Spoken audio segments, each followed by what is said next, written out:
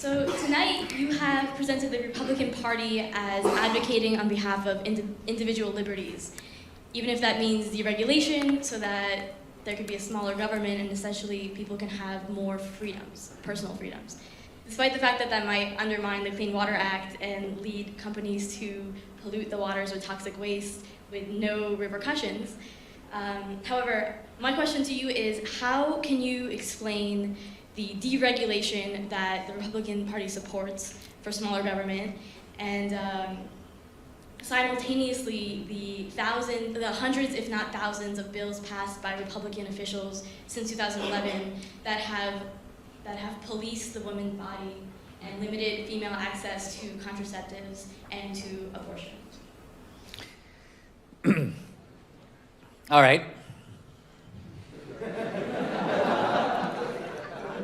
Somewhat like the mosquito in the nudist colony, I'm trying to figure out where to begin. Well, all right. So, I'll say a very quick word about abortion, a very quick word about deregulation. Abortion first. We talk about birth control and abortion. Let's set aside for one moment the debate about whether or not abortion is a constitutional right. I would submit that it is not. You can read the Constitution, squeeze lemon juice on it, hold it upside down, it's just not in there. But let's assume it was. Let's assume it was sort of invisibly there as part of the Bill of Rights.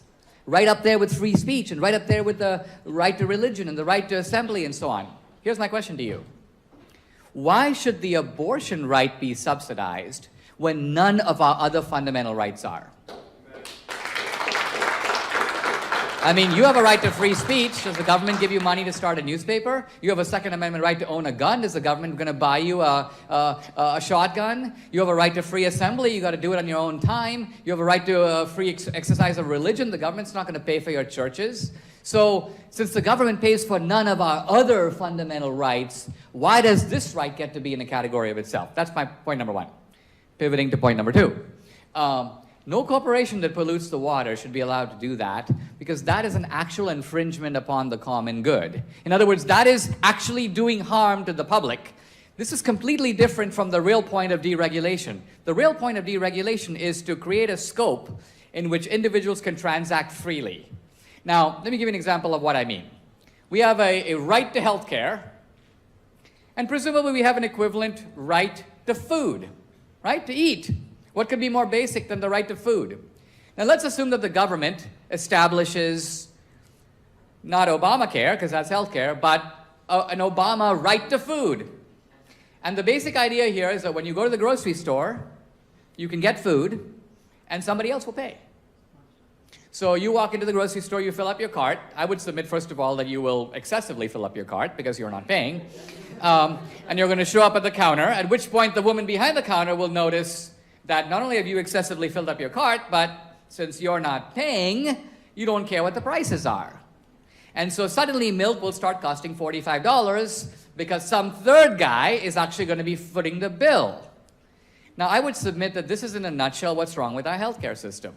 That whenever you go to the doctor, the reason that it costs $3,000 when you have a cold is not because it actually costs $3,000. If you were paying, they'd bill you $75. But since you're not paying, and the insurance company is paying, and the government is paying them, the doctor realizes, I'm going to run 45 tests, I'm going to do this, I'm going to do that, it's all going to be money in my pocket, it's going to be money for the hospital, and this poor dude isn't the worst off. So most of the time when we go to the doctor, we don't even ask what it's going to cost, because we don't care, because some third guy is paying.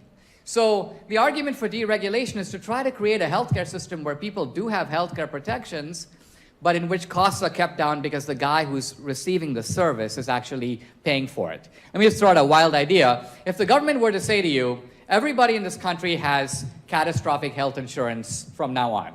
In other words, if you have a heart attack, you have some catastrophic illness, it's covered.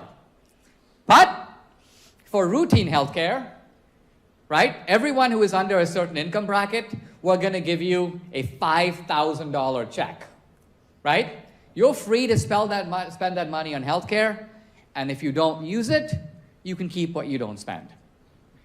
I assure you that this will send a shockwave through the whole healthcare system. It changes the whole set of incentives because suddenly the money is your money.